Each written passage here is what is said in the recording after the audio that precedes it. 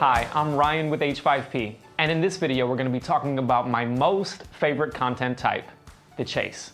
The chase is a real-time competition, allowing participants to answer questions correctly and timely for a chance at the leaderboards. It's great for bringing real-time engagement into the classroom, workshops, or live sessions. Let's jump in and see what the chase is all about. So this is the chase, and there's a lot to unpack, so I'm just going to give it to you straight. Firstly, there are 3 game modes: the original chase, page by page, and self-paced. Self-paced is your asynchronous. This allows students to complete the chase at their own pace. See what I did there? Page by page is cool because after answering every question, you as the presenter or lecturer have the option of summarizing and explaining the answers and why. Well, we're going to take a look at the original chase. Now, this purple background, fully customizable. There is music. Hopefully you're hearing some of that on your end, but let's do this. I'm going to show you a side-by-side preview that allows us to be both the presenter and the participant.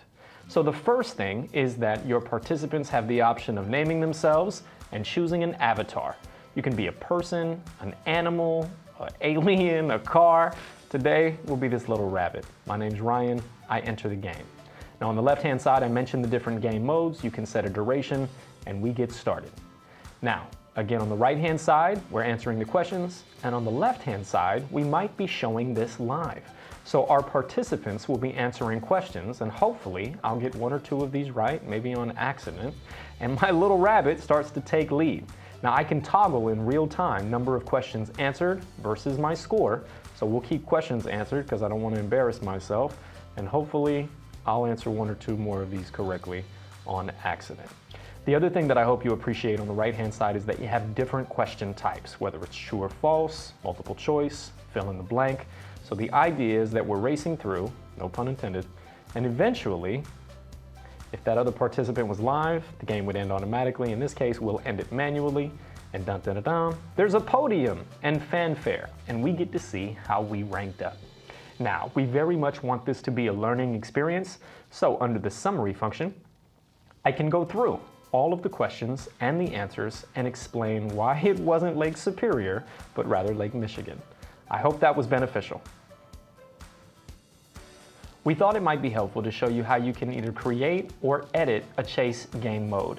So, inside of h5p.com, under the edit parameters, now firstly appreciate that this game has already been created. Ultimately, you'll notice that the editor is much the same across H5P, so there should be familiarity there. Now I can collapse all of the content so that I can view it a bit more plainly.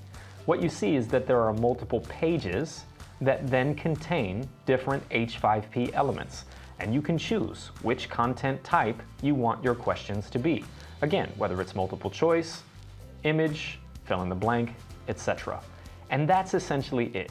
You build your H5P content inside of the game mode, and when you're ready to click save, it publishes and looks exactly like the example you saw a moment ago. So that's a quick look at how the chase can make learning even more fun, with live interaction and friendly competition. Activities like this keep your students engaged and increase participation. Thanks for watching, and see you in the next video.